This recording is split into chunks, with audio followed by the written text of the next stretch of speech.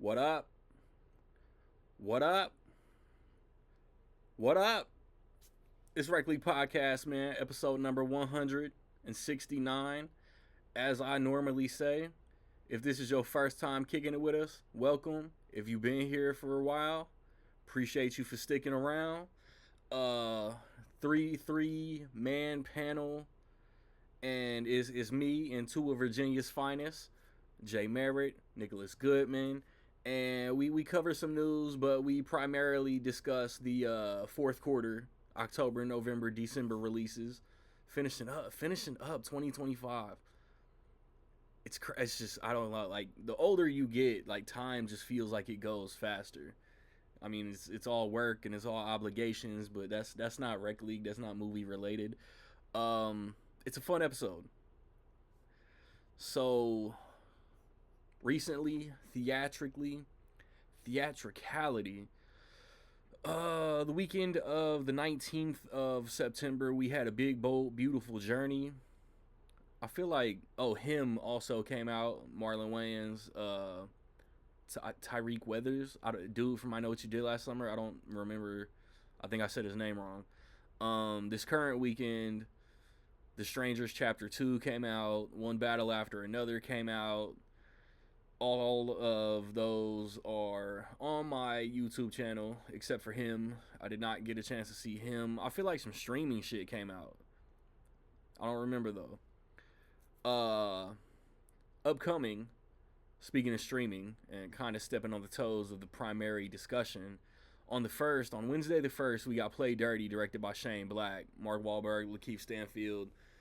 On the 3rd, The Smashing Machine, starring The Rock and Emily Blunt, comes out, directed by a Safdie. I think the Safdie that was in Oppenheimer and Happy Gilmore 2.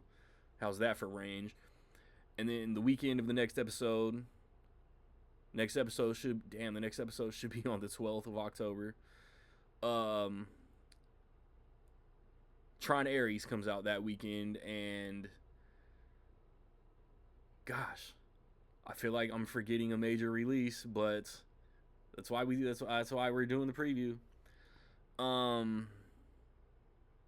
Man, I really want to know what that big release is that weekend, and now I don't know. So don't go anywhere because we will cover it. Most recently on physical media, let's find the 16th of September. On the 16th of September, Disney put out Tron and Tron Legacy only in a steelbook on 4K. Criterion, Spinal Tap Criterion, Cinderella Man 4K, Speak No Evil 4K, Universal, making people waste money. I see a Hotel Rwanda re-release. I see a MASH complete series box set. I thought that Tuesday was a little crazier. I guess not.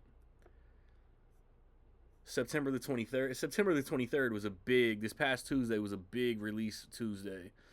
Superman, a Night of the Living Dead remake 4K, Sound of Music 4K, Flow Criterion, 28 years later, Corpse Bride 4K, Last of Us Season 2 4K, and Blu-ray, Megan 2.0, the Sean Connery James Bonds got 4Ks, Aztec Batman. I see a Beetlejuice steelbook. I don't know what The Home is, but people have been talking about it. What are we? The 30th, this upcoming Tuesday, the 30th of September. We got a Nightmare on Elm Street box set 4K, and it looks like steelbook complete series. Well, not complete series because the remake isn't in there. Freddy vs. Jason isn't in there. That big, massive Wes Anderson Criterion 4K box set is coming out. I see an American Pie 4K, Isle of Dogs, French Dispatch are getting individual releases. Life of Chuck. I Died a Thousand Times, Warner Archive. I'm not sure what that is. I feel like there's some other major release this Tuesday. I'm not sure what it is. But let's hit October the 7th, because I think October the 7th is also a busy Tuesday.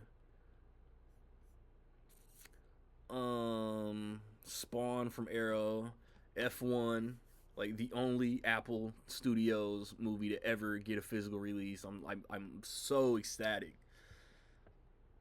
Nobody 2, The Bad Guys 2, I Know What You Did Last Summer, Walking Dead, Dead City Season 2, looks like a Mortal Kombat 2021 Steelbook.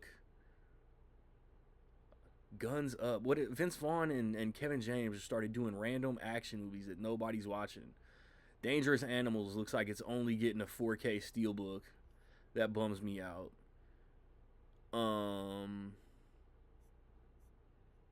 Yeah, that's lame as fuck. So that's it for new physical media until the next episode comes out. I will be back with the squad and we will be talking about new releases, specifically October the 10th.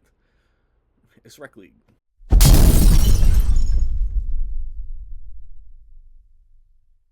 Back at it. Jay Merritt, Nicholas, myself, no Rocket, no Sigmund. Ever. Some things happened over the past couple weeks. First of all, Hollywood legend, icon Robert Redford passed. So we gotta show that love. Acted, directed, like left his mark. Children, you may know him as the dude from Captain America: Winter Soldier who was not good. Who Nick Fury said he's gonna keep one eye open. But yeah, I'm blanking. Nick, you're blanking. I'm blanking. Nick, fill in the gaps. I can't find my fucking list of notes. I watched a thing the other day. It was like a 2020 like retrospect, and I'm always like, and I even made a thing at work. Like I'm like, yeah, I'll get some Robert Redford movies, put them on. And it's like it's crazy the amount of classics, like genuine, like rom-com classics, Western classics, action movies, dramas. There it is. He did Barefoot in the Park, Butch and Sundance, The Sting, The Way We Were. Like I was like putting all this stuff, The Natural, and I was like, these are like undeniable classics. But also, it's like, and a lot of credit goes to him for starting up the Sundance Festival and how many careers that, how many people that, did their little like thank yous when he passed, and how many people were saying, it's like, I owe my career to Robert Redford, basically, because championing like the indie movies and then putting them out there in the festival landscape so people can actually see them and they can go to theaters.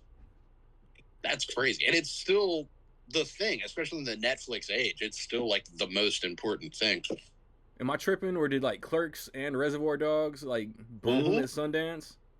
Most of the things you could think, like Memento went to Sundance, and like Whiplash, like all these movies with like directors that really weren't shit at the time and were just like, this is probably good. I mean, we just, put it in there. That's basically what it is. It's like, give it a shot and see. And movies. So I think that's as important a part of his legacy as like anything. But just like as an actor, as a director, I still gotta watch The Old Man and the Gun. Insane, yeah.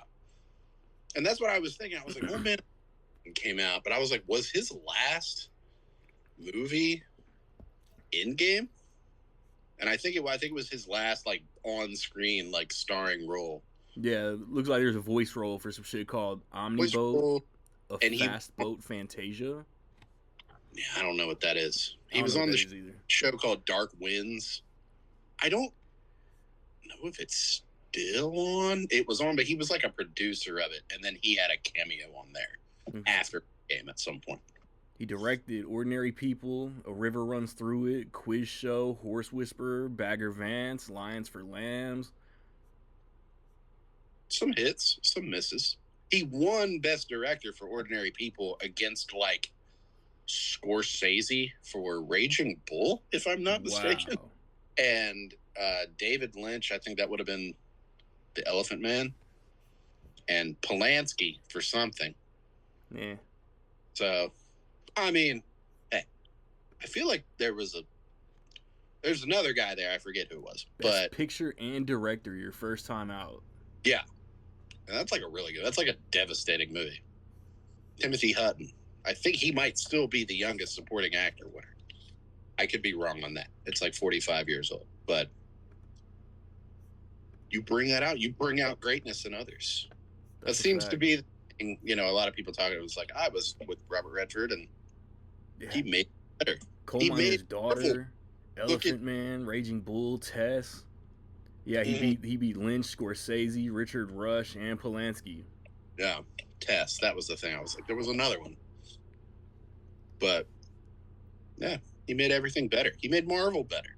Look at the Winter Soldier versus like the Dark World. It's like this is better. This is way better. And I it mean, was like, influenced by like 3 Days of the Condor and All the President's Men and like stuff Robert Redford had been in. he Even like Spy Game.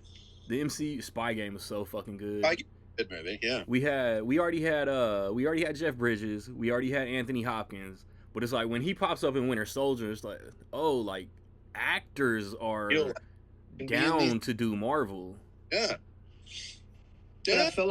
I feel like when you think about it, he was 89 years old. Yeah. So think about how much he watched the industry change, right? So like Marvel was like probably by the time like when he was doing it was probably like I don't have nothing else that I need to accomplish in this. He died at 89, so he saw and did everything. You know what I mean? That's crazy. And there were some people that kind of like made like Marvel jokes when he died, like, oh yeah, somebody only know him from the Winter Soldier. I was like, yeah, that would be pretty stupid. I was like, but you can't dismiss what he does in the Winter Soldier. It's a great performance, it's a great movie. I mean, he wouldn't have just, and like you said, he didn't have to do anything. It wasn't like even he would probably have said like, I just wanted to do it for my grandkids or whatever. But it's like, no, it's like I'm sure he read that script and was like, wait, this rocks. This is a political Right. thriller. This isn't a comic book movie. Yeah, I can do this. This will make sense. I can bring something to this, and he did. He really did. So, And Bagger Vance is a better movie than he gets credit for too. I feel like that's Bagger another Vance thing. has a bad reputation. I really like that movie. Bagger Vance is one of those like Green Mile types where it's like, oh, here he is, the genie. I mean, but if it's good, Is it a bad movie? No. It's been a long time since I've seen it. I feel like it's one of those where it was, I forget when it came out, but it was almost like 2000. like they were like, oh, this will be a big Oscar picture. And it was Robert Redford. And it was like, well, no. Golf. It was bad though. I should watch If you rewatch it now, it's one of those movies where you can rewatch it and it still be like, okay, that was good. Like you can watch it over and over and be like, that was good. Yeah, that's prime Charlize. Yes. So I need to go. But like, yeah, and then he wasn't in his directed movies that often. Like, he's not in Quiz Show. That's a good movie. Which is He's- dope. Like, as much as I like Ben Affleck directing, I wish he would do more that he's not in. Mm-hmm. Yeah, 'cause Gone Baby Gone is great. Yes. But like, A River Runs Through It. Again, like, sad. I think there's something about Robert Redford that might have been really sad. But A River Runs Through It is a really sad. Makes It for is good art. a very bleak movie. Like, oh man, fuck that river. But he has Through it. but his personality period, like is like very like his personality was always like very like Stoic. yeah, like down. Like you never seen him like super happy or Yeah. like he never gave you like ecstatic or like anything else. Yeah. Like it was very like, you know what I mean? So I think his personality fits the things he was directing, you know what I mean? That makes sense. Big thing about it is like I want to go rewatch like some. It's like Lions for Lambs. It's like I know I watched that like when it came out, but I don't remember it really. Not- Mhm. Remember that like Tom Cruise and Meryl Streep are in that movie, and Robert Redford, and it's like I should remember that. I should watch that. Out of Africa is a good movie. It's considered one of the like lesser Best Picture winners. I've never really understood. It's a good movie. And he was just, it's like movie star. Like he's one of those, like when they talk about like movie star, like what is that? What does that mean? Like the movie star charisma. I'm like, yeah, like Robert Redford or Paul Newman. Like, I'm like, oh, Warren those Beatty. Yeah. like the guys who just had it. Denzel Washington. It's just like charisma.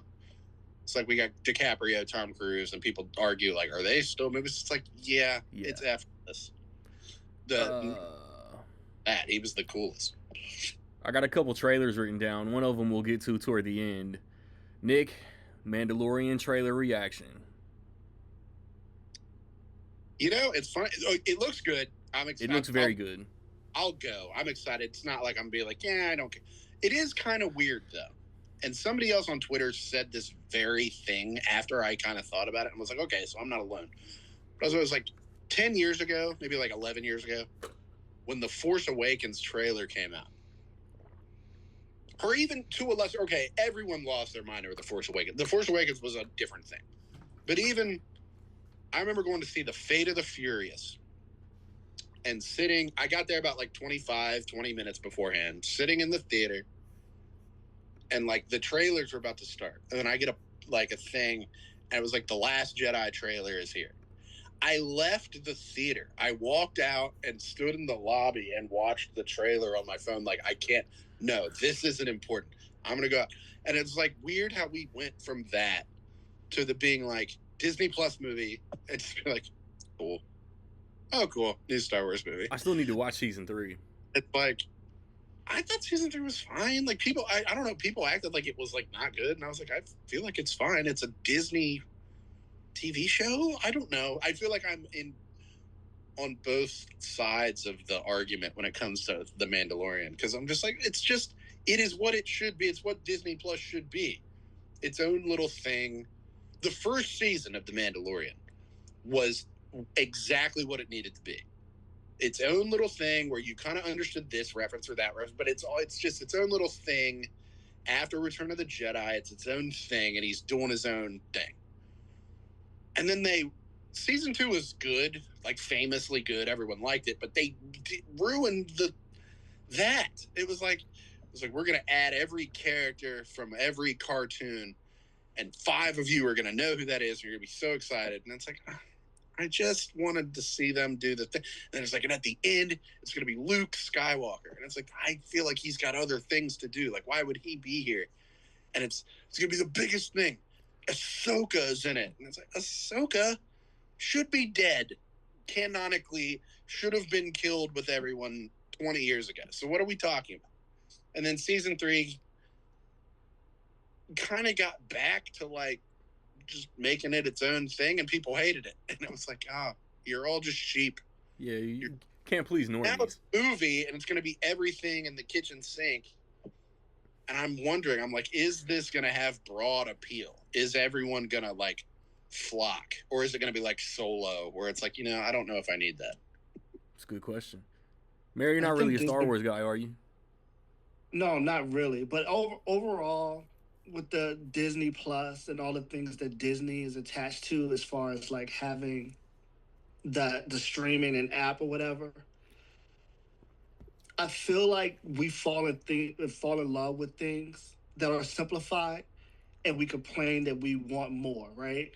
And I feel like Disney Plus allows the Star Wars and Marvel and all of these things to give us the more. We can get more stories. We can get more characters.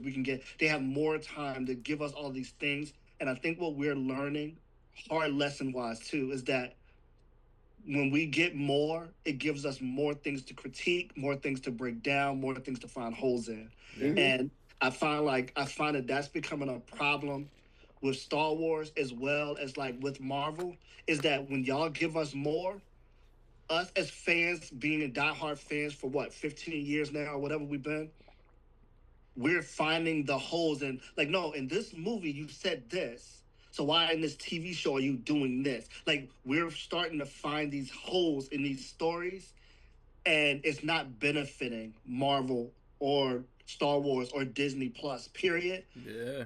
That's part of a problem. The other problem is that people who love movies don't necessarily love TV shows, and people who love me and Randy have this conversation all the time. All the time. He's a movie guy. He loves movies. He likes TV shows, right? And I'm the opposite. I love TV shows and I love movies too, but it's not on Yeah. the same level. But there's an imbalance with that, and because there's an imbalance, people are loving movies, but they don't love TV shows, and you're giving them TV shows. They might not watch it. I So love there's a both. disconnect. I just prioritize movies. Right. And vice Yeah. versa for me. I prioritize TV shows and I love movies. You know what I mean? But there's people who view is worse than that for Yeah. us, for them. Like there's people who love movies but like TV shows and vice versa. So there's an imbalance. So now Disney Plus is giving us all of these shows, right? There's people that don't even like shows. So there's going to be a disconnect when it comes to the movies, or there's going to be a disconnect when it comes to the TV shows. And I feel like I don't think they know how to. I don't know if there is a balance for these things. You know what I'm saying? Yep. Like I don't know if you can balance them. So I think there's a hole with Marvel, with Star Wars. Period. There's a disconnect with the fans, and it's becoming a problem the longer we go. I think it's. I don't know. I just also the title. The average like outside norm is like The Mandalorian and Grogu. Horrible title. What the Awful. hell is a Grogu? Stupid name. They're like, who's Grogu? It'd be like Baby Yoda. But It's like they really wanted to kill Baby Yoda. they're And not it's really. They're not gonna make a movie called that stormtrooping looking motherfucker and Baby Yoda. Like, yeah, it's like Boba Fett, Boba Yoda. They could have called it. That's the thing too. That's the thing too that we need to discuss too. Disney really suck with titles, bro. They just do. And like we They don't letting them not. get away with it. We let them get away with it with Marvel for a long time.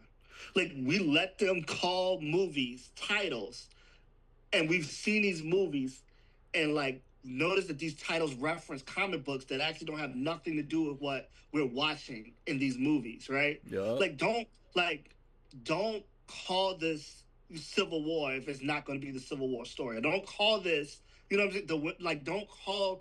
Stop doing that because you get the fans excited Yeah. for the title. Like, oh, they finally given us this Doctor Strange, right? They with Doctor Strange, I felt like that was like the worst of it. Like when they did the Doctor Strange, Multiverse of Madness or whatever they did, right? Multiverse of Madness, we was hyped. Oh, they about to do the comic book thing. We're gonna see all of these. And then I remember specifically Randy coming out like, bro, they didn't even give us the multiverse. Went to like one other planet where they ate like balls, and then And they it's other one. right, and it's like you could have called that. You could have called that Doctor Strange versus, and we would have been happy. Steven versus if you Wanda. tell us we got Doctor Strange versus her with Scarlet Witch, if that's the title, Doctor Strange versus Scarlet Witch, we'd have been like, oh, that's gonna be perfect title. Doctor Strange 2, Witches Running Wild. Yeah. Perfect titles, right? Then it's not. Then we don't have this anticipation of a comic book, right? And now we do know that we like Scarlet Witch. She's super powerful, and Doctor Strange, and he's super powerful, and they're going up against each other. They have to do better with these titles. They just do. They do. Mandalorian and Grogu. Yep. And it's like, and you look at that poster, and it's like, oh, it's fun. It's like an old school poster. Grogu was on it like 3 times. It's like he's up on the top, and then there's like a thing with him. Is he really? There's a thing with him like going like this. And it's like, okay, he's in it. But I don't know. Like, it's cool. I'm there. It's like Tron. It's like, I'm there. I don't give a shit. You could do whatever with this. I'm there. But it's like, do I think it's gonna be like a giant hit? I'm not sold. I don't know. He is on it a lot. Then they give up on things over it. It's like, I'm talking about, like I was saying, The Strangers. It's like, Disney probably wouldn't have done The Strangers 2 or 3. It's just like they gave up on The Acolyte. Yeah. Yeah, it was cool. It wasn't the best, but it was cool. But they listened to people online, and it was like online, only about 60% of it, 45%. It's the worst thing you could do. Yeah. As a fan, the worst thing you could do, listen to the fans. Yeah. Yeah. Think That's a about fact. it's never going to be 100% of the fans agree. Ever. It's not ever. What The Mandalorian kind of is right now. That's kind of what I won't say that's what Star Wars is overall, because like I've been like trying to keep up with like the Disney Plus stuff, and a lot of it is really good. But not saying The Mandalorian wasn't good, but that's what like season 2 of The Mandalorian was. Like it kind of felt like they were scrolling on Twitter after The Last Jedi, after The Mandalorian. It was like, what do the fans want to see? And it's like, if you listen to like The Last Jedi, like if you go back and like read like what fans wanted from it that they didn't get, it's like the dumbest shit you can imagine. And it's like, well, that would have been fucking stupid. They were like, oh, when he went to the gambling planet to meet the whoever, it should have been Lando. And it's like, you made that up. That's something you made up. It didn't have to be him.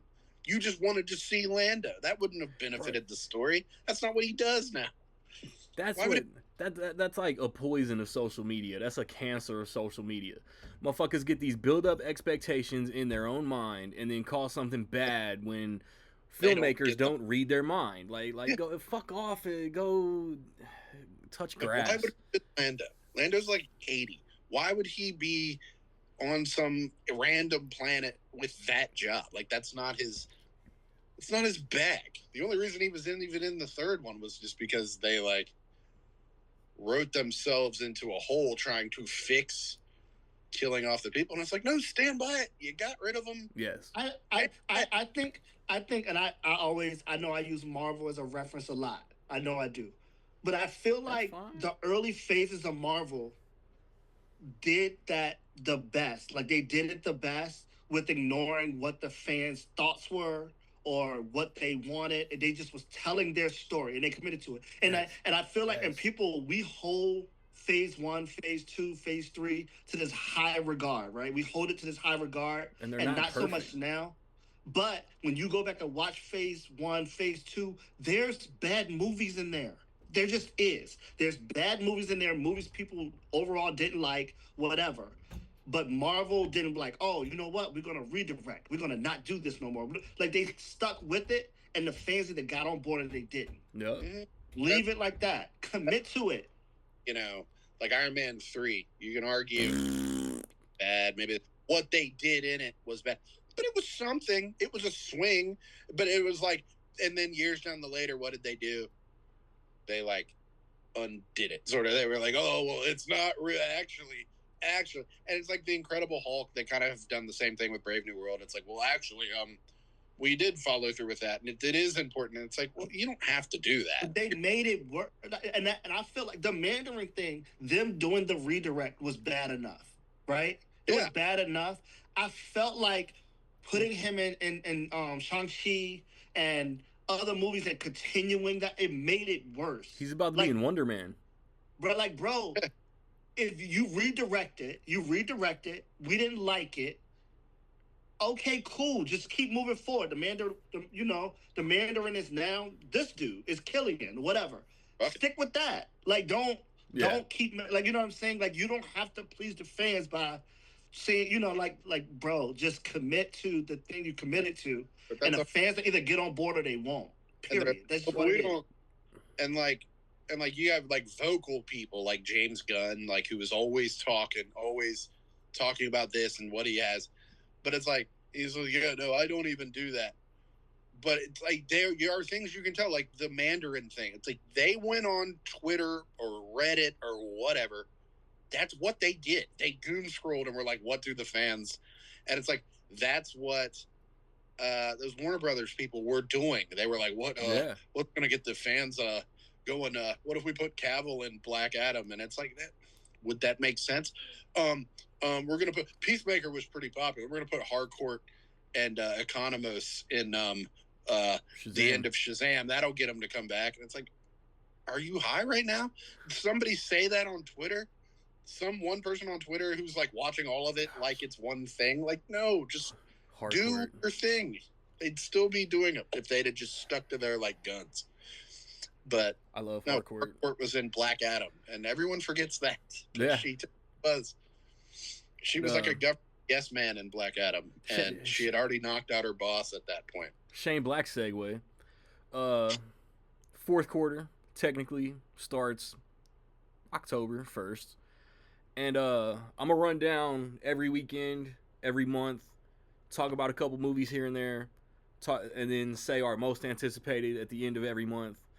So, Damn, this is what we need Eric for. On Prime on Wednesday, October the 1st, we got Play Dirty from Shane Black. Play Dirty was the working title for Shane Black's Lethal Weapon 2 script. But Mark Wahlberg, Lakeith Stanfield, solid cast, Chuck Woody, Iwuji, Thomas Jane. Woody? Chuck Woody, the High Evolutionary. Has he been in anything since then? I don't think so. I want to see this, but it's on streaming, so I know I'll never make the time. The Weekend. He was incredible in that movie, though. Right? Yeah. Right? Weird. One of the best villains ever. To be real. The weekend of October the 3rd, next weekend, we got the Smashing Machine. The Rock will be nominated. I'm calling it now. And this is my shit. I think the consensus is Batista is the current best wrestler turned actor, but recently there's been a murmur out there that Cena's better than The Rock. This is where The Rock gets his get back. I'm telling you. First of all, Cena's not better than The Rock. I don't think so either. No, I don't understand how it's a debate. Like, for all the crap that The Rock gets the last 3 or 4 years or so, or maybe 4 to 5. Let's say 4 to 5. All the hate The Rock gets the last 4 or 5 years, there was a huge window where wrestler turned actor, nobody was messing with him. And it was he did have a stigma at one time that he was just a big, strong, brute dude. Blah. He's done a lot of his range from beginning to now has gotten crazy. It's social media recency bias. Cena is killing it in Peacemaker currently on Max, HBO Max, but that's it. But Cena, bro, Cena cannot. If we're talking range, we're creating movies. You're putting people in movies. There's things The Rock can do as an actor. Period. Bro, Cena just can't do, bro. Be Cool, he just can't. Faster, Snitch, Pain and Gain. The Rock got chops. But even the kid movie he did. Fast what was Five. the kid movie he did when he was the football player? Game Plan. And he was the dad. Like the range of things he can do. You can't put John Cena in those movies and they work. It's just not going to happen. It's just not. I feel like Cena is great on Peacemaker. He is. But I like doing that thing where I'm like, to me, it's like the argument. You look at, it's like what The Rock, if The Rock had played Peacemaker, he'd have been good. It's like if Bautista did Peacemaker, he'd have been good. He'd have done about the same thing. But and it's a movie no one really saw. It didn't get a physical media release or whatever. It didn't really have a big awards run. But last year, The Last Showgirl movie with Pamela Anderson, Dave Bautista is in that movie. He's not like a tough guy in it. He's not doing any kind of shtick. He's not fighting. It is a straight up just a drama. He's kind of like a kind of burnout old guy. He's like the manager of the club.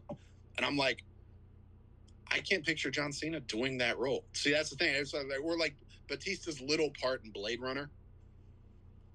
It's not that it requires a ton of, this or that, but it's like I can't really picture Cena in that role, like showing up in that moment and being like taken fully seriously, like, oh, this is just a guy that is here. Cena is Cena's like in his bag. He's not really like challenging himself that much. And The Rock has. People talk about, oh, he's always the same. It's like he is a lot. But he acting like he hasn't is like, it's like Gridiron Gang, even doing like Be Cool, like at the time was like, oh yeah, hilarious. He's walking tall, the rundown, he's tough guy. It's like Be Cool was like really silly. And like Gridiron Gang was like more of a drama. And Snitch he has range. And it's like do things. It's also just like I'm doing Movie Star every now and then. I'm gonna do Jungle Cruise. Like fuck you, Red One. So it's like I don't rewatch Red One. The Smashing Machine. It's kind of like, well, that's in his lane. But it's also people are just acting like, oh, I can't believe it. And it's like I feel like it's gonna be effortless. Like it's probably gonna be a great performance because it's in his lane. It's in his thing. So it's like I'll have to watch that because I want to see like is it really like an unbelievable because he's like great in Pain and Gain too. Like he's got movies where it's like he has dude like The Rock has movies that were bad movies that when you watch him in it, it was like, but he wasn't bad. And Yeah. I feel like a lot of those bad movies that he's in, because they're bad movies, we put him being bad. He was good in some of these bad movies. You know what I'm saying? Jumanji. Yeah, he's hilarious in Jumanji. Yeah, like and he plays his range shows in Jumanji because he plays many different characters in those movies. Yeah, you know what I'm saying? Yeah, even like the old action was like you talk about like remember The Marine with John Cena. It's not really a memorable movie. It was just kind of like, yeah, John Cena. He's big as a house. Let's put him in a movie. Or the Kane and See No Evil. That's a good one. But it's like you don't do anything. It's like we need a gigantic guy. But it's like The Rock in The Rundown. That's a great movie. I was like, no, we need an action star. We need the Walking Tall. We need a star to carry this. I love Walking Tall. This is the reality. The reality is The Rock is the generation before now, and we love The Rock. Yeah. And this next generation, John Cena is their guy. Like, you got to think like The Rock. We started with The Rock as The Rock in wrestling, so we've been a fan of him from there. But to see how much he's grown from a wrestler to an actor, I don't even think it's comparable with like as far as John Cena. But this is John Cena's generation, and he's that version of The Rock for them. So they're projecting that. He's not as good an actor though. The Rock got The Mummy Returns, Scorpion King, The Rundown was hella successful. And Vince McMahon saw dollar signs and tried to have WWE do their own movies, and that's why Batista and John Cena even got a shot in the first place. No, you think like Batista's like early stuff, were like Riddick, like those and Man like with Iron Fist. He was in the Scorpion King 4 or some shit. Like he was like in stuff like that. So he kind of emerged. Didn't he do an episode of Smallville? Really, was where he kind of emerged as like, oh, this guy's pretty good. But it's like. Yeah. I don't want to be like, no, The Rock is great. He's underrated. But it's like, even like Fast 5. I will say 5. I will not, you know, I'm going to get 6 and 7. He's performing in 5. After that, he's... 5, we've probably talked about this, but I was like, 5, what part of what makes 5 so good is taking that character, which it is a character, it is a performance, it is energy, and putting that in the middle of it is what makes it so good because it's like, rock and hard play. It's like unstoppable force, immovable object. That's what makes it so good. It's like you don't get that without that the performance as Hobbs. The Rock in Fast 5 plus that heist completely tonally shifted that whole franchise. Yeah. Oh, Fast 5 is so good. We got the rest of a month to talk about. What's this Daniel Day-Lewis movie that his son's directing? Anemone. That's what it's called. Good Boy, the dog sees the ghost. Max Minghella is directing some shit called Shell with Elizabeth Moss, Kate Hudson, Kia Gerber, Bone Lake, Coyotes. These are all Killing Faith. These are all limited release shit. I saw the trailer for Bone Lake in front of something. Strangers. No, I got it in front of Strangers. Really? Yeah. It was something. It might have. No, it wasn't The Conjuring. I forget what it was. The cat Boner Lake. It's not on here, but Nick, how early are you showing up for that Taylor Swift thing next weekend? I was just about to ask you if your wife could go see that. Right? I got the tickets last weekend. I got to go at 8, so I can't go like to the super early thing because I have to work that day already. But as soon as I get out of work, I'm in there, and I got my good seats. Yeah, we in there. Yeah. I got the day off. I think I'm gonna have to go. I'll see Smashing Machine mad early. I don't even give a shit what it is. They're like, "Are you just gonna sit and watch lyric videos for 2 hours?" I was like, "If that's what she's giving me, yes, that's." Dallas is definitely gonna want to see that. Yeah, sorry. So we all in there next Friday. Let's hit the weekend of October the 10th. We got, calm down, Nick, Tron Ares. We got Roofman.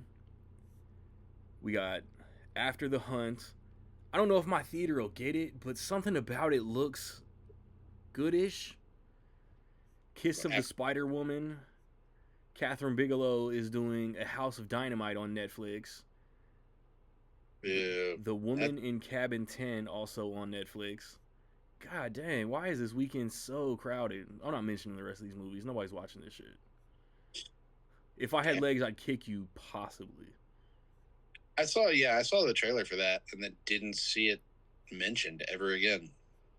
Rose Byrne was getting like awards buzz. That's what we're here for. Yeah. But it's no Tron. I'll tell you that much. I don't know how excited I am about the game coming into the real world. Okay. I've been asking for a third Tron for 15 years. 15 years. They did it. And I'm trying to gauge where the hype is. And justice for Garrett Hedlund. Yeah, like where's my guy? He's on Tulsa King right now. I'm like, why the fuck? He's got to be pissed. He's got to be pissed. He's on Tulsa King, which is fun. But it's like, man, remember you were the face. You were the guy. You were the face of the grid. The face of Disney for like 6 months. Fuck. So Kiss of Spider-Woman is a musical. Is it? It's a musical. It is the musical version. So, because I think I remember hearing that title for a Broadway show before. Oh, yeah. I didn't go see it or whatever, but I'm pretty sure that was Broadway. And then I think it turned into a Broadway show. Because the original had William Hurt in it. And this is going to be J-Lo and Diego Luna. Oh, J-Lo. I'm interested. She's the Spider-Woman. I don't know. I listen. If it was just a movie, I think I'd be more interested. But I don't know if I want to sit. Facts. Music. I think the big releases this weekend are Tron, Roofman, and After the Hunt. Roofman is one of those that I'm seeing in front of every movie. Really? I've only seen it here and there, but I've seen it maybe like twice. But it looks good. It looks like a good movie. Robs and McDonald's. It's like all these like really artistic directors are doing a lot of commercial shit this year. Derek Sion France feels like his like most commercial release ever. It looks good. It does look good.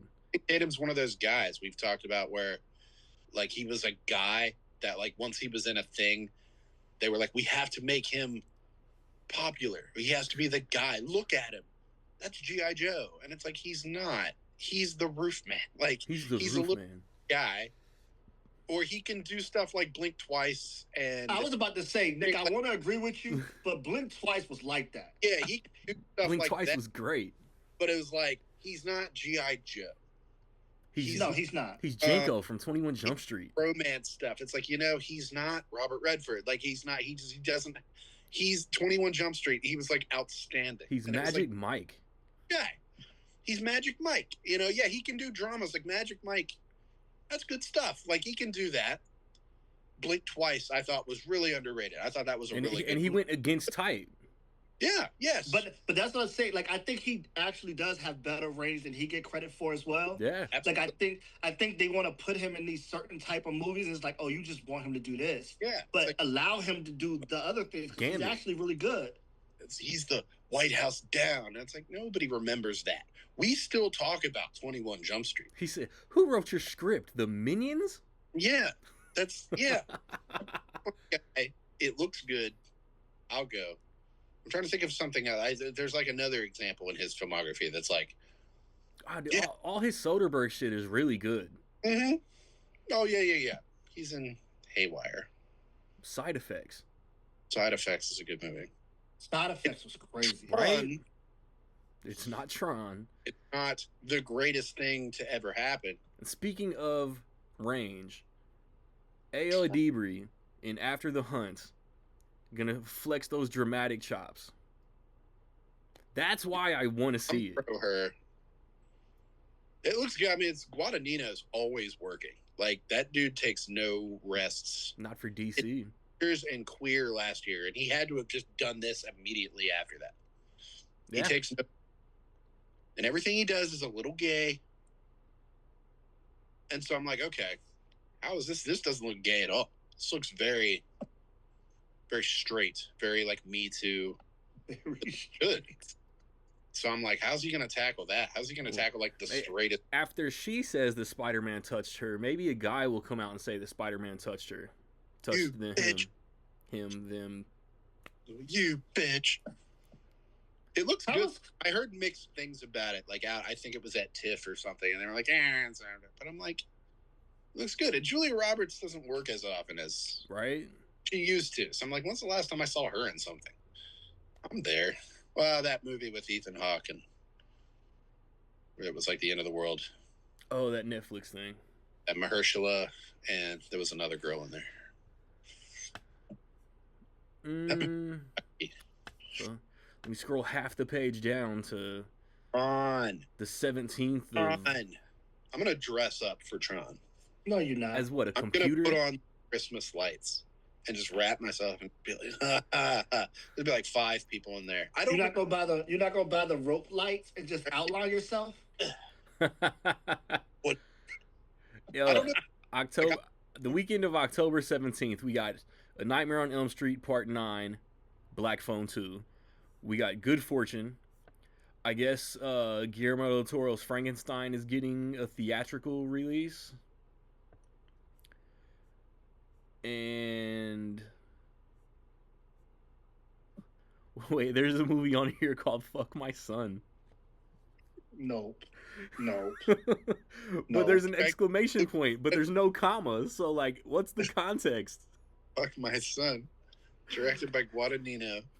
Right? There's no way he passed on that script. Damn. The Astronaut with Kate Mara comes out the 17th. We can't move on from Fuck My Son. Wait a minute. Wait Disney a present. minute. The Golden Lion Award winner.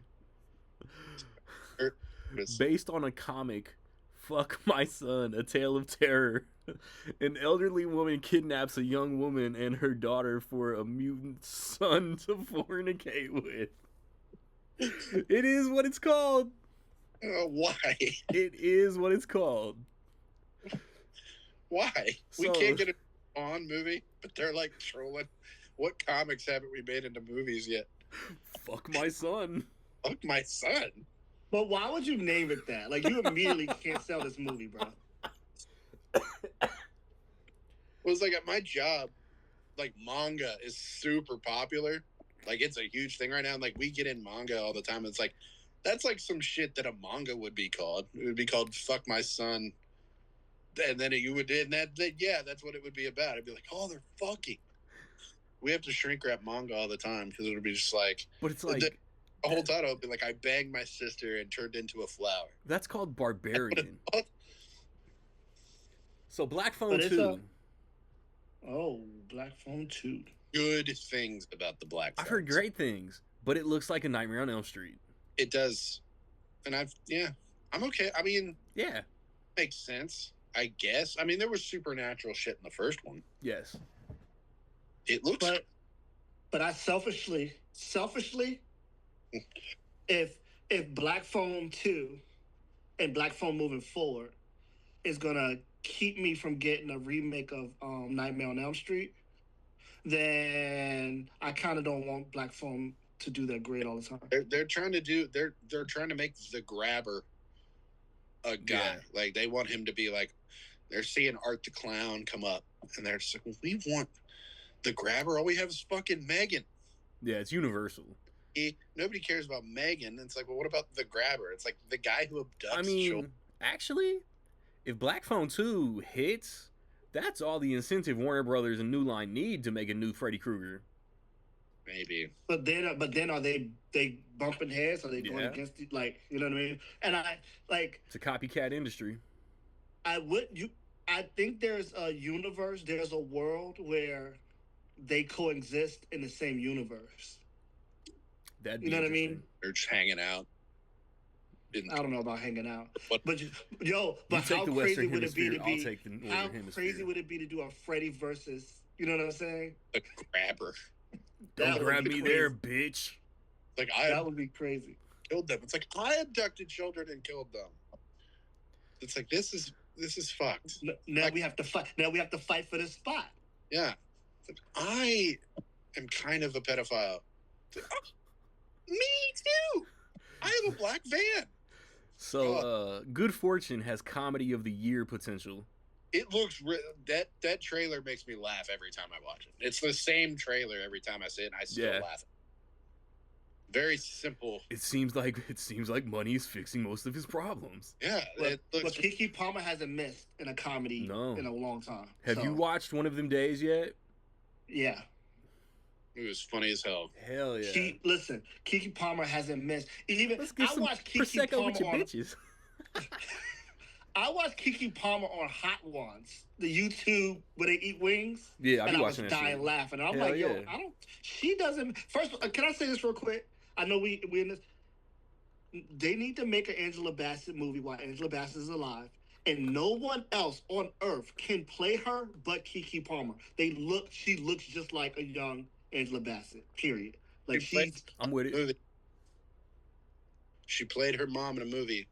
Yeah, a lot of people that they didn't do that, but they did. I'm with it. Akila.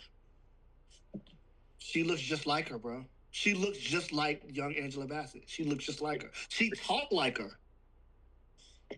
I'm with it. That's why they both fine. I must see Good Fortune. But yeah, it looks really funny. Leave me alone, Jeff. It's all I have. It's all I have. Yeah, I feel like Keanu Reeves against type, Aziz Ansari directing and starring. Seth Rogen rarely misses. Yeah, like Seth Rogen is like on one. Like lately, like the last couple years, like he's like Midas touch. Sausage Party, The Studio, Ninja Turtles. I was like, The Studio, Platonic was good. Dumb Money was under talked about. Fuck yeah. This looks really funny. It's like everything he's doing. It's like, yeah, Ninja Turtles. It's like, oh yeah, Seth Rogen, cool. But it's like he's doing like he's behind The Boys. Yeah. Wait, why is he kind of like God? And God, listen, I want a meeting with God. God. We talk about all of these people and they all great or whatever, but to me, Sandra Oh never misses. Not ever. Not ever. I love her. Like she never misses. So because she was in a show that I watched not too long ago and it was incredible. Grey's Anatomy? No. Killing Eve. Yeah. That was, bro. If you've never watched Killing Eve, you got to put it on your list. It's incredible. Jodie Comer? It was, Killing Eve was like that. She was the teacher in Big Fat Liar also with Frank. Yep. Sandra Oh was the teacher. Sandra Oh. No, that's not a miss. That's a hit on anybody's filmography. That's a great movie. Shout out Paul Giamatti. 22nd. Hedda, directed by Nia DaCosta. On the 22nd, we got 2 streamers. That one, Tessa Thompson. I've seen one trailer. And then The Hand That Rocks the Cradle remake. Mary Elizabeth Winstead, Michael Monroe. On October the 24th, kind of a stacked weekend for you guys. My theater will probably only get the Bruce Springsteen movie. That's disappointing. I feel like Jeremy Allen White is one of those. He's one of those guys that everybody's trying to make very successful, and rightfully so. He's good. He's very good. He doesn't look Bruce Springsteen. That movie's getting on my nerves already. I'm already kind of, and like I don't want it to, because you have grudges against musician biopics. I really do, especially now that I've seen The Greatest One. I'm just like, we keep ignoring certain ones, like Rocket Man. Great. And we keep giving all the attention to the ones that just are not bad. I wouldn't call them bad films, but they just keep doing the. And this, the numbers for this just look like that. Like it doesn't look bad. I haven't seen it, so I don't know. But it looks very much like Hustle and Flow, which is not a musical biopic, but I use that when he's like, I got this beat in my head, man. Like that is in every music biopic. Was trailer. that your Terrence Howard? Yeah, that was exactly. Yeah, I said Maine. Okay. I got this beat in my head, and it's like it's Bruce Springsteen just walking down a dusty road. It's like, what does he do? He would be walking down like a dirt road. It's like, that's not what he does. He's just walking down the dirt road like, I've got these songs in my head and I don't know what to do with them. And it's like, that's not, no, but not everybody had that. We got Ray Charles didn't do that. Great movie. Yeah, so it's like Ray is the template, and he just kind of. Bob Marley was really good too. Just figured out a bit in there. I like One Love. It was kind of the same. It ended up being a touch better than I thought. I think if they'd have put it out later in the year, I was like, it was about as good as most of them. The Bob Marley movie was more about him and less about music, though. I love that movie. It was good. But most of them, but they still did the thing, and that's what Bohemian Rhapsody did, where it was like, it didn't talk about like what made them so. It's like, what was it about the music that, got the people going? Like, it was just like, and Queen have another number one hit, and it's like, but what was it that was touching the people? That was like Ray. It was like the dawn of like radio, and like that sound was new, and him being like, a young blind black man playing country music and all this stuff. Like, it was all new. It's like, that's what was different about it, and that's why people loved it. And he got so famous, and it changed him. But it was like, and then you just it's like, and but Jamie Foxx is polarizing too, though. Jamie Foxx is polarizing, right? So but like with a movie like Bob Marley, like, the most interesting thing about him is not the music, is how he became who he was, right? Yeah. Like Bob Marley, the character. So I feel like as a movie itself, it was incredible because we figured out, we got to learn. We know Bob Marley is the greatest to do what he does, right? But we got to figure out who Bob Marley was. There was a whole group of people that didn't know who Bob Marley was. You know what I mean? So I think they did really good with that. Jamie Foxx, I don't know if you can't get anybody else to be Ray because Jamie Foxx is so polarizing. We'll make it do what I mean, baby. You can find 5 other actors that could have done Bob Marley, and the story was more important. You know what I mean? I felt that way about Rocket Man. I was like, what's his name? Taron Egerton. I was like, dude, this guy. I mean, that was him. Like, Elton John picked him to be him because he was like, you're me. But then, like, they ignored it. And then I feel like this Bruce Springsteen, unless it just sucks shit, I think it'll be as good as A Complete Unknown. I was like, A Complete Unknown was like fine to me. Yeah. Like maybe slightly above average. I thought the music performances were really live when the music locks me in, I just be like, yeah, this is a good movie. But it was like Bohemian Rhapsody. It was like they didn't even do that. It was like, oh well, we got a lip sync. Well, he can't sound like Freddie. And then it's like, then why is he playing Freddie? God. But did y'all watch the Whitney Houston? Yeah, it was solid. It was not. It was below average. The music is great, but again, it was lip syncing. I was like, no, nobody's gonna be Whitney. But I was like, there are women who can sing. And then you tweak it with AI or auto-tune or whatever, and it's like, there are women who could sing. Maybe they can't do her Star Spangled Banner. So we also got Regretting You, which I think is like based on like a teeny book. The chick from Get Out. Oh, McKenna Grace, Dave Franco, the new Hiccup from live action How to Train Your Dragon, Scott Eastwood, the girl from the Scream TV show that was just in Strange Darling. It looks like stupid bullshit to me. Yeah. Hold on. That's the movie where the husband dies or whatever. The husband and the sister that they were smashing the whole time. Yeah. It's like wife from like other. It's the husband and wife and the cousin or the sister and husband or something. Yes. And then the one sister was cheating with the other one's husband, and then they die. Yeah. They died in a car accident, and that's how they figure out they cheated, and then they start to fall in love, right? It's pretty based sure. on Hoover book. She wrote "It Ends with Us." I only know That's a crazy that's a crazy premise. I feel like that shit happens among white America every day, though. it's just it's drama. Yo, to die cheating. They died. It's crazy, but to die cheating with your sister's husband that's crazy. Yeah. What? And then they're like in grief, they're like falling in love, like, well, they was cheating on us with each other, so it's okay. What better way to remember them? That's crazy. But Begonia comes out, the new Emma Stone, Yorgos Lanthimos. Jesse Plemons thinks that she's an alien, and they shave her head, and she's still attractive. I'm there. The Chris Stuckman movie is coming out. It shouldn't even be called Shelby Oaks. It should just be called the Chris Stuckman movie. Looks cool. Sure. I'll go. I'm not even on YouTube like that, so it's like I don't even know.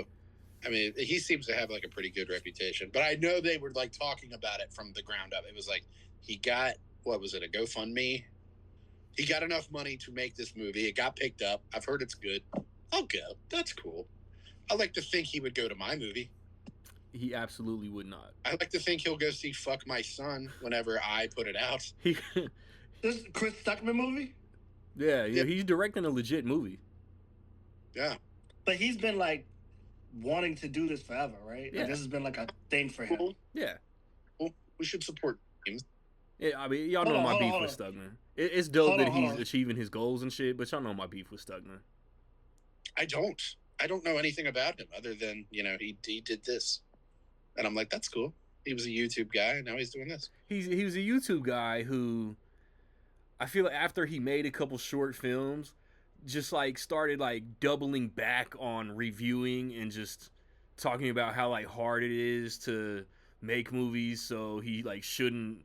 He didn't want to like critique anymore or something. I don't remember specifically. Oh yeah, okay. So Stuckman is the one that I complained to Randy that he is boring. And yes. First of all, it is very dry watching his reviews. First of all, that's the first thing. But I wish him the best. But also, facts. I don't like how super critical he is in terms of like when it comes to horror movies, because he thinks that he's some kind of horror movie like. Well, so we're about to. It's like, well, let's see if he has the juice. Yeah. So, he kills horror movies. Have y'all watched it? He got Michael Beach and Steve David. Horror movies, bro.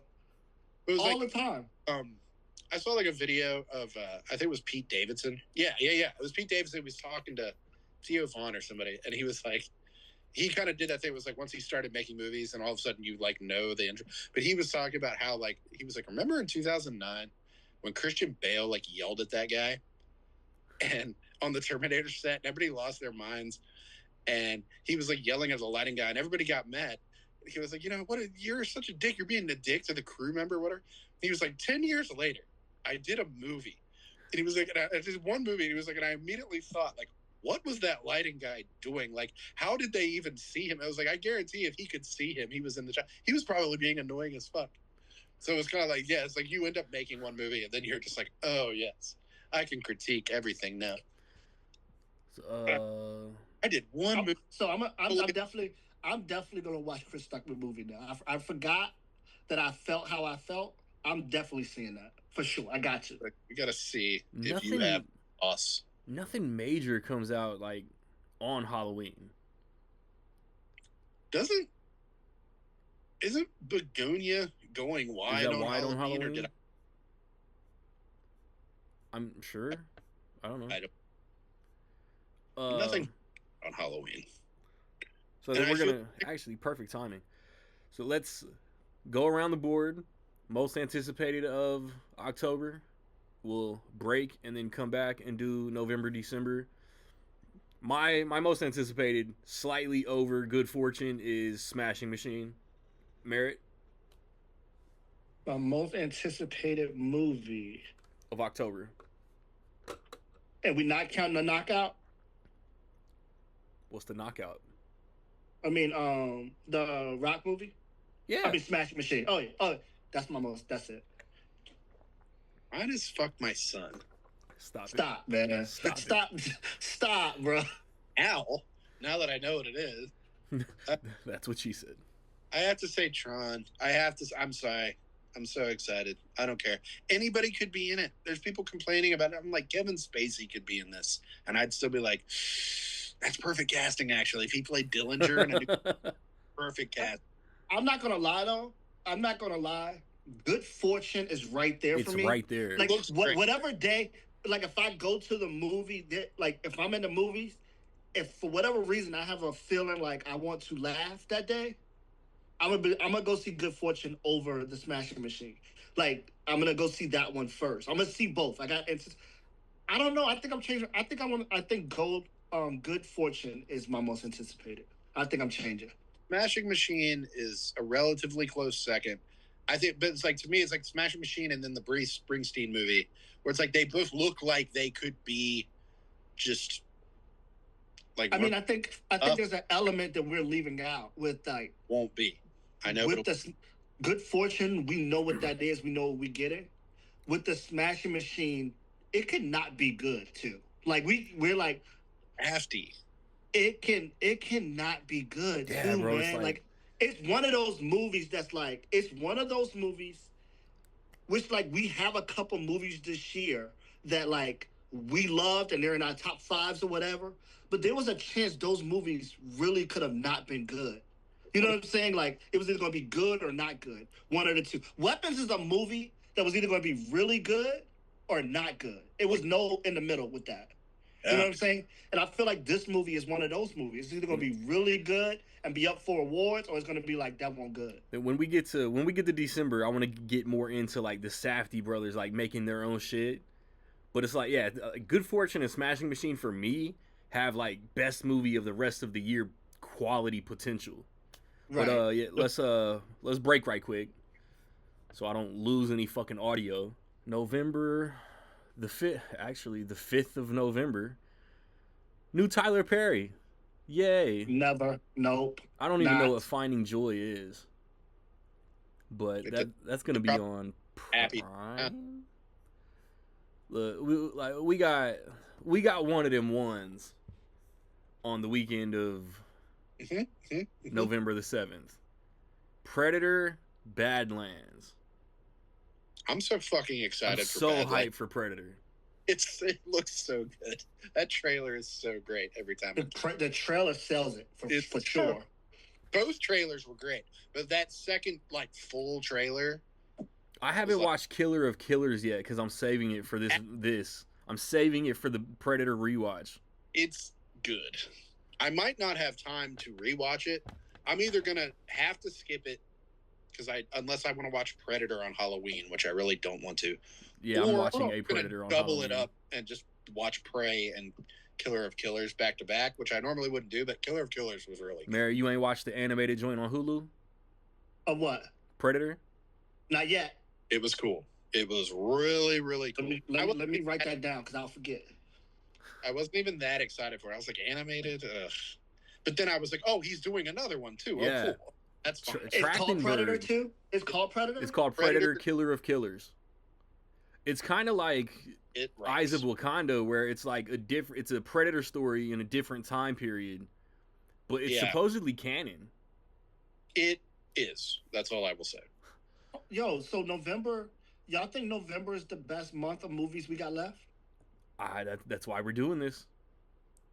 I think November might be the best. Hold on, because we got Badlands. Hold on, I'll let you do it. Yeah, like, let me. This weekend doesn't look like there's any other, like, wide, like, Die My Love with Jennifer Lawrence, Robert Pattinson, Lakeith Stanfield is cooking this quarter.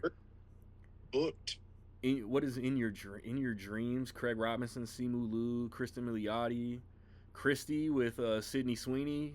It'll go under the radar, but it's a boxing movie. Christie looks good. The Sydney Sweeney stuff is getting out of control. Let her.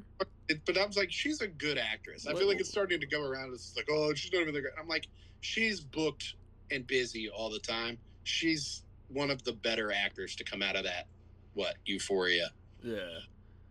I think Predator is the main release of that weekend. I'm so excited for I don't know what A Merry Little Xmas is, but it's directed by Steve Carr, who did Next Friday, and Alicia Silverstone is in it.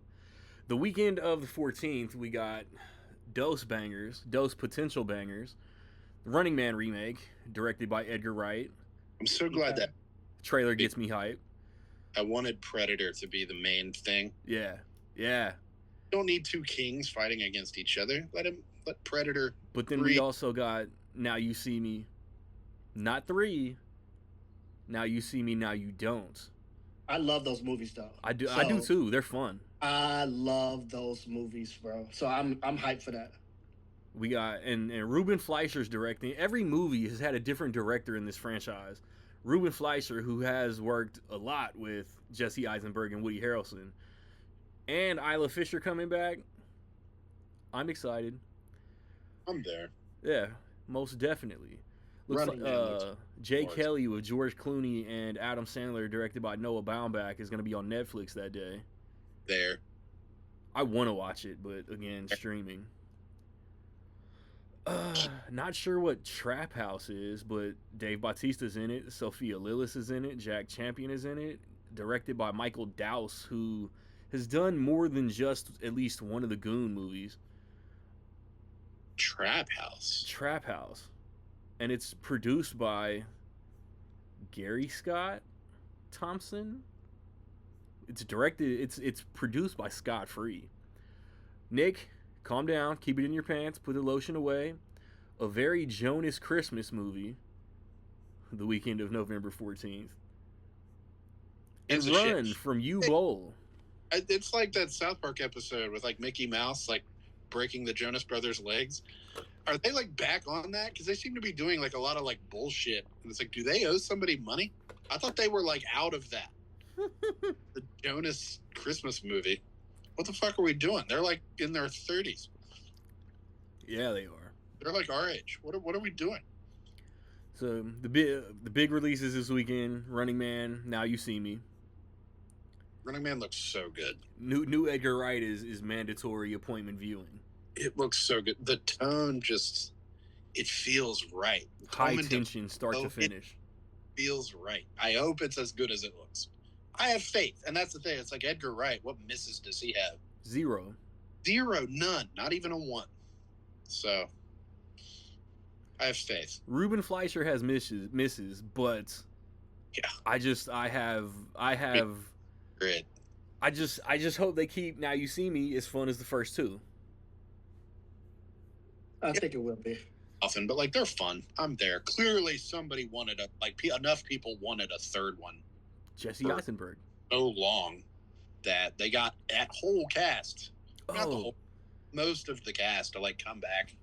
That's something. That the new Osgood Perkins, that weird Keeper movie with Tatiana Maslany is coming out that weekend also, and Eternity with Elizabeth Olsen. Eternity, is that Miles Teller? Yeah, where I think they're all dead and she's got to pick like a partner for the rest of her afterlife or whatever. Yeah. Miles Teller and like the other guy who's just clearly better looking. It's like the Hunger Games. It's like, how come Turner.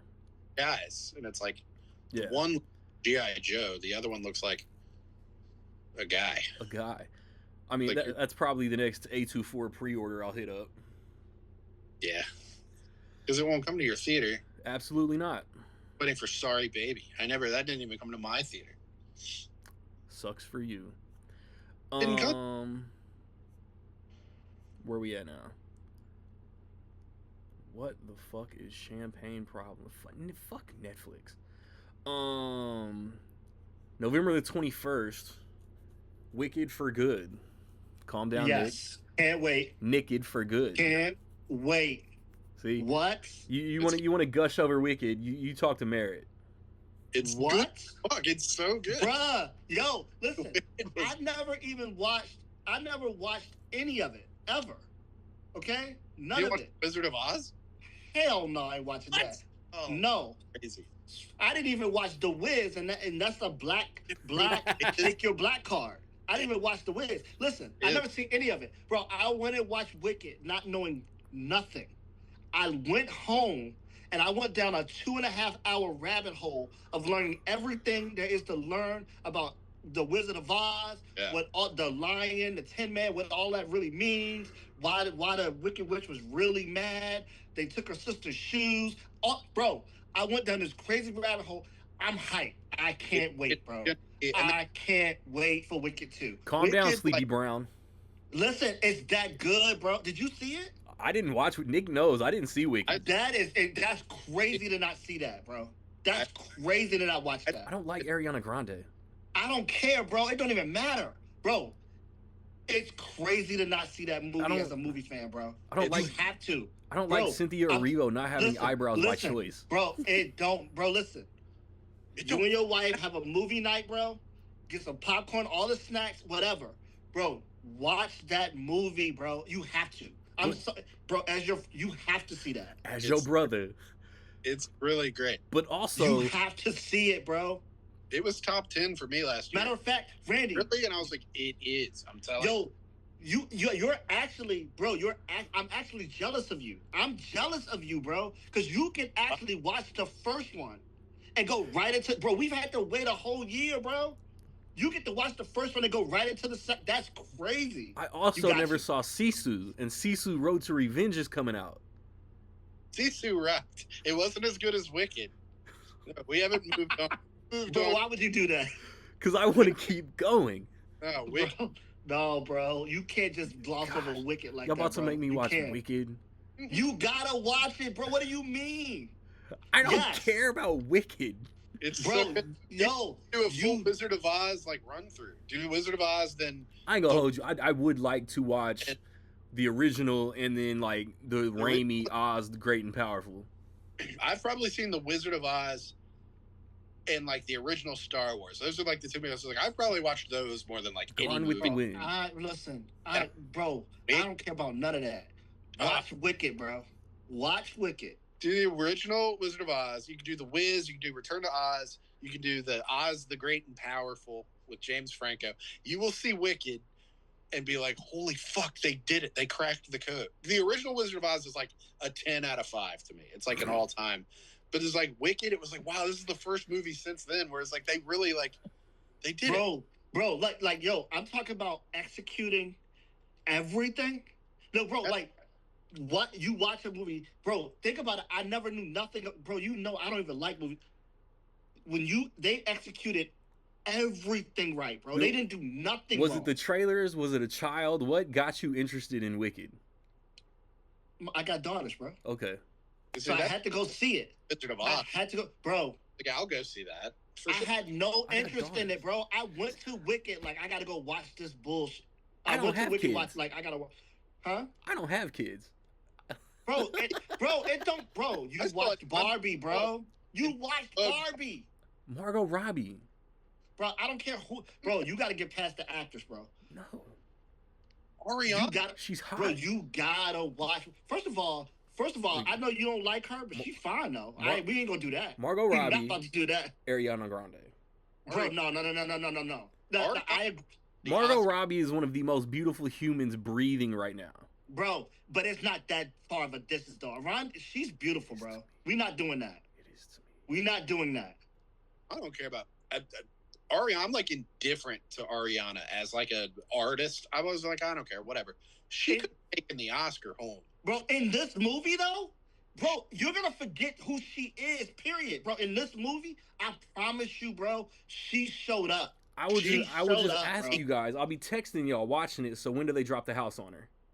Bro. In part 2. Bro. Now I'm interested. There's a house doing all the shit. Bro. So is the second half of the musical just The Wizard of Oz? Yes. No, I don't know, bro. We don't know. No, I don't know, but like I kind of know. Because the trailers for the new one are showing the Wizard of Oz characters. Yeah. And Jeff Goldblum is all like, bring me your hat. Yo, them starting from the beginning like they did, bro, they did everything right, bro. I'm telling you. It's Randy, listen, I know I do this to you. You have to see that movie, bro. You have to. You have to. Okay. People got musicals. And I'm like, bro, that shit made me cry at the end when they were like... Bro, it was a musical. It was a musical, but not the way you think, bro. Like it was a musical, but it was more movie than musical. Like, they sung some songs for sure. It's like... But, bro, Like it's at musical numbers. Like I was like, this is an honest to God like musical. It's not just like Trolls. It was, and I'm telling you, people didn't. Bro, we're not exaggerating this time. I know I can exaggerate sometimes. We're not exaggerating this time. Yeah. Wednesday, November the 26th. Wednesday. I'm excited. There's a Sisu too. Zootopia 2. Yes, let's do it, bro. November's coming for me, bro. November is cooking. Showing up. November got a banger, potential banger every weekend. November's showing up, bro. And I believe Wake Up Dead Man is getting a limited theatrical run Wednesday before the day before Thanksgiving. So if you get to go see it in the theater, fuck you. I'm gonna look out because I got to see Glass Onion in the theater and I had a lot of fun. Again, Nicholas. I had a dude. Audience that wanted to see it in the theater, so they were cool. They doing a Knives Out Mr. They doing that in theaters? Yeah. Check your theaters. It's got to be around Jersey or Philly somewhere. Oh no, it's gonna definitely be in my theater for sure. I understand that like streaming is their thing, but it's like, why don't they do like some kind of theatrical? Like, you know, Prime Studios is a thing, and Prime Studios movies come to theaters. Yeah. Do something. Get in the game to like that's put what, out. bro. Then If you get exclusive streaming rights. If Netflix buys Warner Brothers, it will be the death of cinema.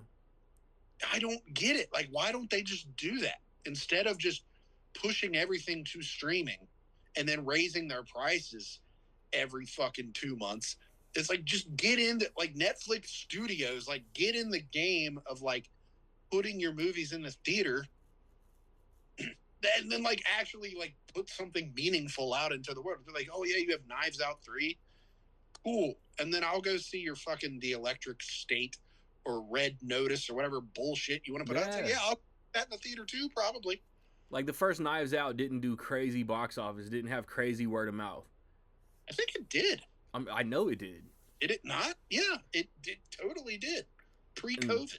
On the 27th, literally pre-COVID. On the 27th, Chloe Zhao, I believe her follow-up after Eternals, Hamnet. Yeah, it's getting Jesse Buckley, Paul Mescal. Jesse Buckley's working right now. Hey, did y'all see that season of Fargo? No. I think she's in the Chris Rock season of Fargo, and it's really good. You're good. She's good. She's been working for like the last few years. She's good. So the Fargo story is not connected? Hamnet? No. No, I'm not saying I'm saying each season of Fargo is something Oh, no, different. it's like anthology. It's fire. Fargo is fire. You would love Fargo. I might have to watch Fargo. Nah. Hamnet's getting buzz. I'd like to see Chloe Zhao get like back on top. We kind of flew through November. But, man, it's like, my most anticipated truly is Zootopia, but I'd be lying if Predator and Running Man weren't right there. I want so bad. You cut out what you say? I want to say Predator so bad. I do too, but I can't. But we're not. We have to. Wicked 2, baby. Wicked 2. I'm telling you. Wicked 2, bro. It's the only right answer. Am I about to go on eBay? Am I about to go on eBay and look for a Wicked 4K just because y'all are my boys? Bro, any other month, good, dude. Predator would have won. Any other month, you would have got me with Zootopia, but not this month, bro. Wicked is in this month. It's over. I want to see like. Calm down, Kenny Smith. Like It Chapter 2 situation where it's like, oh, they bit off more than they could chew, and it's just not as good. But I'm like, what if it is as good as part? What if it's like better? What if like the payoff is just like, oh my god. Something else too. With Wicked, the crazy thing with Wicked, if you don't pre-order your tickets and get them early, you're not going anyway. I'm going. You're not going. I went and saw. In this town, I will. Nobody goes to the movies in this town. Like, bro, I bet you want to bet money? I bet you money that if you try to go on a premiere day to see Wicked at any premiere hour, you won't get a ticket. If you just. Oh no, I'm talking like week of. I can go Wednesday and get tickets. maybe a I year. don't know. I'll bet that. But I got to see Wicked in IMAX. It had a very limited, tiny IMAX run because it was out at was it Moana? Yeah. Something else was in IMAX, and it was like, well, Wicked. Moana. Yeah. But I got to see it on like Monday of the week it came out. I got to see it on IMAX with like fucking musical theater dorks. Fucking movies. I had the full. It was like 4D Oh, because that's it was like gross. musical theater nerd. Bro, the 3 weeks, the following 3 weeks after that, sold out. Yep. Yo, you We couldn't saw see it. it nowhere. I saw it again like a few days later. I ended up dragging. I saw it alone the first time. I drug like 4 people with me. I was like, no, you have to. You're gonna love it. And they did. They were crying. They were like, oh my god. I was like, I told you. It's gonna be worse the second time because people are committed. It's gonna be like Endgame. You remember how like Infinity War, like we were able to go. I saw Infinity War 4 times, bro. I did too. I saw Infinity War 4 times, right? Yo, and you like it was packed, but you could go, bro. Endgame, I promise the like pre-sale tickets were sold out. Yep. Wicked's gonna be like that. It's gonna be just like that. Maybe. I mean, Zootopia is gonna be competition, but it's Thanksgiving and people have it all. That's why they put out movies It's like the that. exact same Zootopia demographic. could make though. $1 They're both billion. families. But I do feel like Wicked is fresh in kids' mind. Like kids love Wicked already. So It's I been can 9 see people years since choosing. Zootopia. I can see people choosing Wicked over Zootopia just because Zootopia's Yeah. like the gap in between. The marketing for Zootopia is not that strong right now. All right, now It's not. I still think it's gonna just be. It's gonna be like Moana 2. Like, I mean, it's remember, still it 2 was like, months. Shit, and then Moana 2 came out, and it was just like, oh no, it made 100 million. It was like, no, it didn't. Yeah. And then immediately it made like $1 billion. I was like, no, it didn't. And we promise. I think Zootopia is gonna be that. It's like, So, oh yeah, no, boom, we made $1 billion. let me see. I love Zootopia though, so I hope that Zootopia 2 shows up. Zootopia is top 5 all time Disney animation for me. I love Zootopia. Hey, Lion King, Aladdin, Beauty and the Beast, 101 Dalmatians, Peter Pan, Zootopia is in there. Beauty and the Beast. Yes. Nothing even compares to that. Like that, and like Aladdin and like the Lion King, like 1, 2, 3. It's like, I don't know, it's Zootopia. It's not as good as that. The Little Mermaid. You put the Little Mermaid in there too. Yeah. Renaissance era. Ugh. So Did you know what is as good as that? Wicked. stop it. No, It is. I'm telling you. I want to. On to December the 5th. Five Nights at Freddy's 2, aka Chuck E. Cheese from Hell. Skeet My Ulrich daughter and is Matthew hyped, Lillard. but I'm not. Why December? You know, I would have a Great crumble question. for if it came out like now or like October. Why are they allergic? I know maybe they want to let the black phone breathe. Yeah. But- It's universal. Every couple months, Megan, Black Phone, Five Nights at Freddy's. What December? I don't want to watch that shit in December. Could have been March or April. Why are we allergic? Why is Del Toro's Frankenstein coming out in November and not October? And Netflix then is movie's stupid. Bride. We had the trailer for The Bride. I coming out don't know if March. I like that trailer. Trailer's cool. I think why it's is it coming out trying like to March? be cool. It was Fuck. edited to be cool, Yeah. and it turns me off. Five Nights at Freddy's fucking December. Like, it should be Christmas themed. Yeah. That's all I need. I'll be hyped for that. But no, it looks like the same shit. Wait, Elizabeth Lale, Josh Hutcherson, McKenna Grace, Skeet Ulrich, Matthew Lillard, Wayne Knight, Skeet Ulrich and Matthew Lillard? and Matthew Lillard. Gay. Yeah, Yes. it's possible. The first weekend in December is always kind of dead. So, the 12th, Zootopia and Wicked, you got to let them breathe. yeah, I mean, potential, like, those are the kind of movies that make money, like, all through the holidays. December don't stand a chance versus November, bro. we got Ella McKay. This looks kind of good. What's his name? I'm completely blanking. James L. Brooks. James L. Brooks. Okay, has he not done a movie since? That How do you know? that Paul Rudd, Jack Nicholson, Owen Wilson thing. Has he not done a movie since then? Let's look it up. I'm like, I feel like I should be like as good as it He gets. hasn't. It's been 15 years. What the fuck? As good as it gets, it's like an all timer to me. Even as poorly as it's aged in some areas, like that's like an all time movie to me. So I'm like, I should be really excited for this. But there's like parts of this trailer that kind of look like really manufactured. Like if you watch the trailer, it's like the writing is just like, they're standing and screaming. I'll go see it though. That's how white women bond. I get it. Just looks kind of like manufactured. Like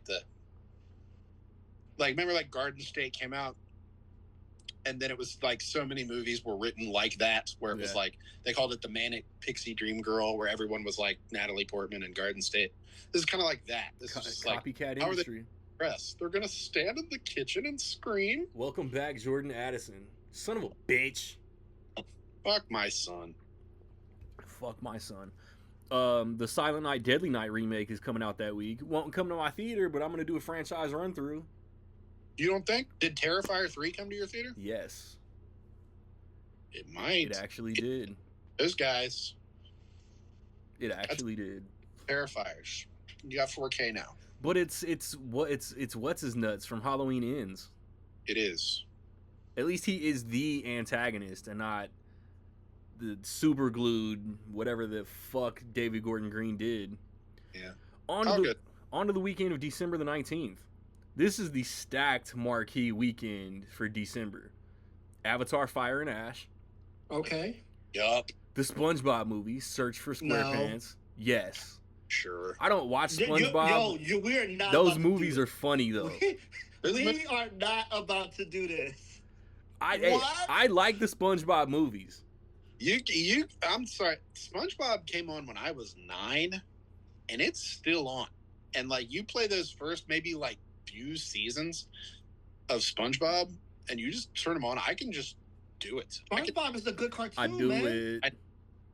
SpongeBob is a cartoon. It fits right. I like SpongeBob. Recite like that first season. You put on like the first ones. I can just do it. I can just be like, oh yeah, blah blah blah blah blah blah blah blah. So it's like, yeah, I'll probably go see it.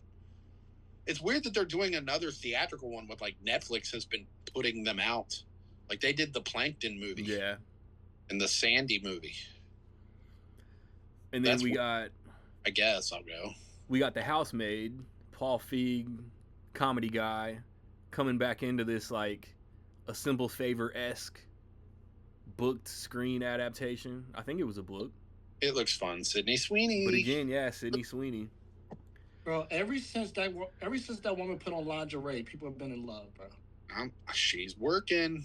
She's a good actress. Nobody watches. She's not bad, bro. She's really good, but bruh, good actress. Her putting on that lingerie, people have lost their mind. Bro, you can go on Twitter every day and it'll be conversations about her. That girl she like just kind of spawned in. She did Euphoria and The White Lotus like at the same time, and she got nominated for like Emmys for both of them at the same. She can act. No, she can't act though. You can't. She can.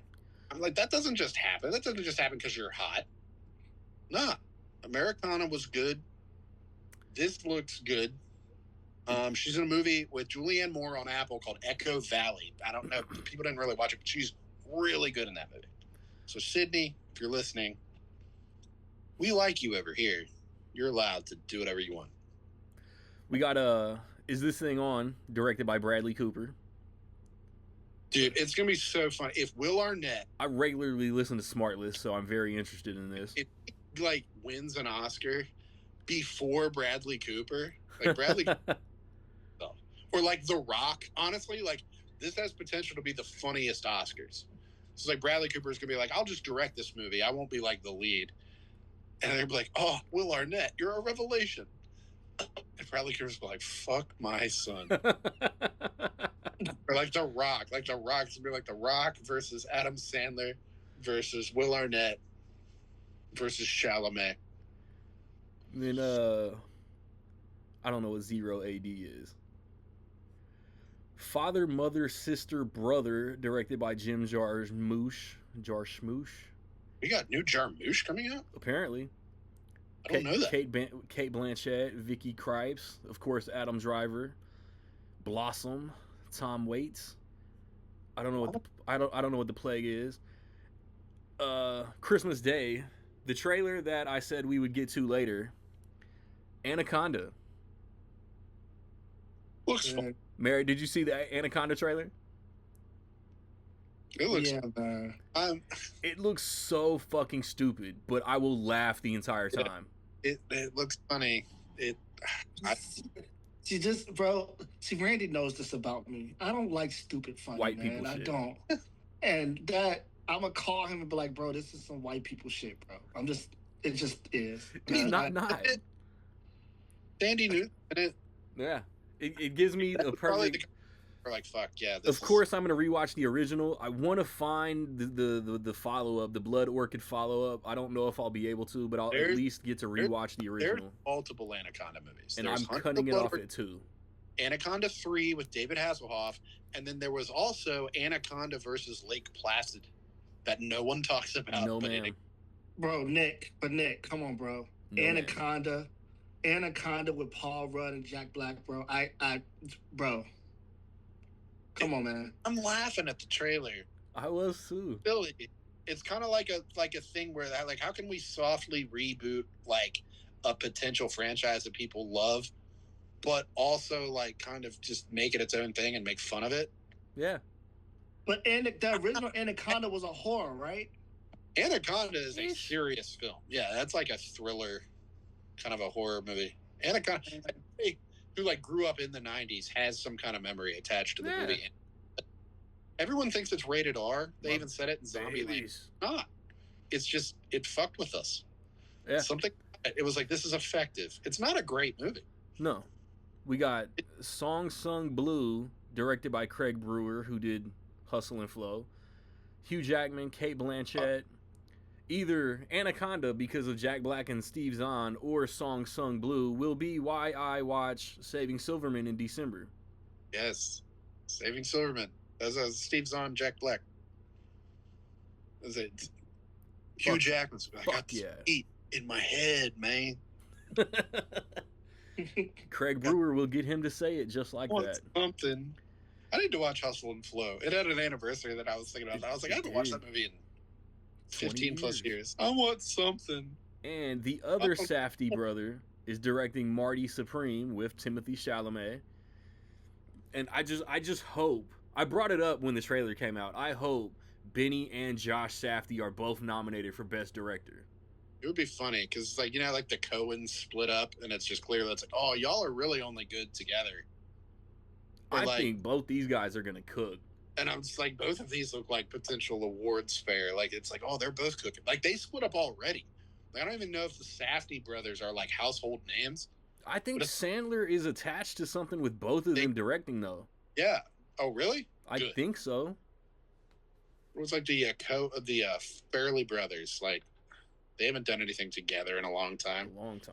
One of them won a goddamn Oscar. Yeah, but it's like, did. Where it's like both Safdies. Because you got the one who's like an actor.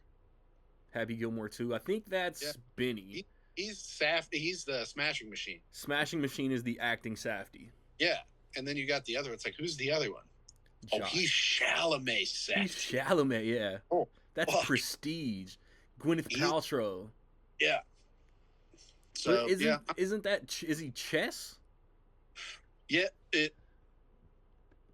Ping Pong, isn't it? Is it Ping Pong? They split up and both directed their own sports movie. Yeah. I'm there. I hope I'm there.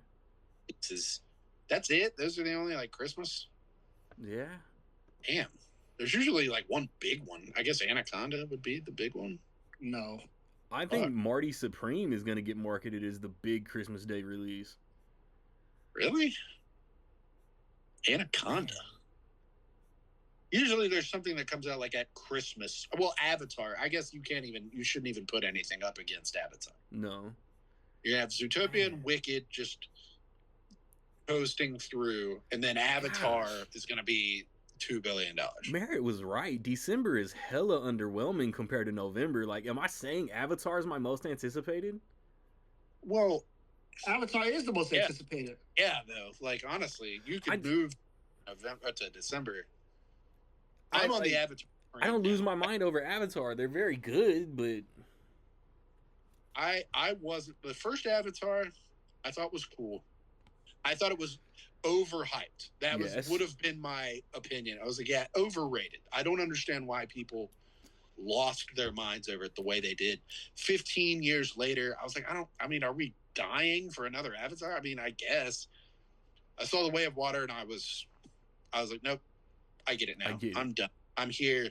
I'm on the Avatar train. I think this one's going to be the best one, though. It looks sick. It looks great. I think this one's going to be the best one. And my only problem with Avatar is like, bro, these movies are long as hell. Yeah. Bro, if you want to rewatch, like the third one is coming, you got to rewatch the first two. You're legit committing 2 full days. There's no way around it. You're losing 2 full days to watch the Avatar movies, bro. Extended editions. I'll probably They're miss the long, bro. The Way of They're Water is actually getting a movies. 3D re-release this weekend. And that's by the way. I hate that. One battle after another should be able to sit in IMAX for a little longer. You already made $2 billion. Like, fuck off. Bro, you're gonna be sitting in the movie theater a long ass time. I hope you don't gotta use the bathroom. Have they announced the runtime for Fire and Ash yet? Ooh. It's gonna be long. It's gonna be like 3 hours. It's gonna push just 3 like all the hours rest for of them. sure. They're gonna let you down. Are being like, God, it's long as fuck. Like, I don't, who cares? Way of Water, I didn't care. It was long. It rocked. The first one felt long, though, bro. Yeah. The first one felt long. Fine. It's cool. And then Maybe time I watched it a few more times, like, yeah, I get it. Like, it's cool. The effects are really, like, state of the art.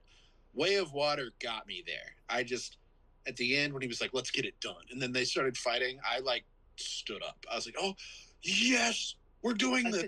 I think the problem is you have to see them in movie theaters. I didn't jump on the Avatar wave originally, so I didn't see the first one in the movies. And I think if I would have saw it in the movies, I wouldn't care how long it was. But I watched it at home. It was like, bro, this is long. The second one I saw in the movie theaters, and I was like, oh, this is incredible. I saw the first one like in 3D, which at the time was kind of new-ish, not new necessarily, but it was like the new hype thing. Like it was everything. And it was like, this is the first like 3D event. Yeah. It was like, you have to see this in 3D or else. And we went to just the rinky-dink, like regular theater to see it in 3D. And we were kind of like close.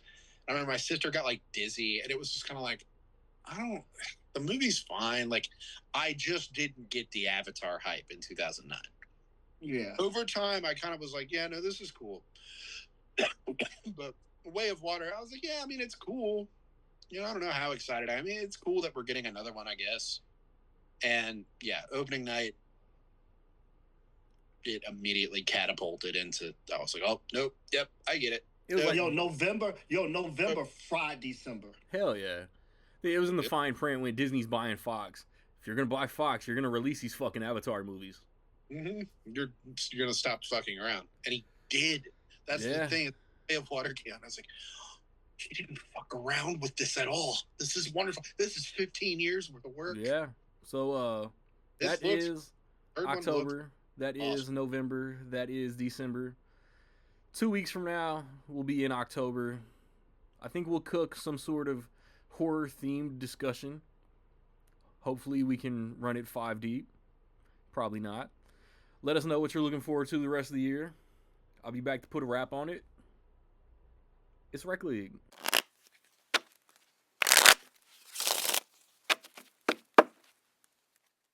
Yo, listen.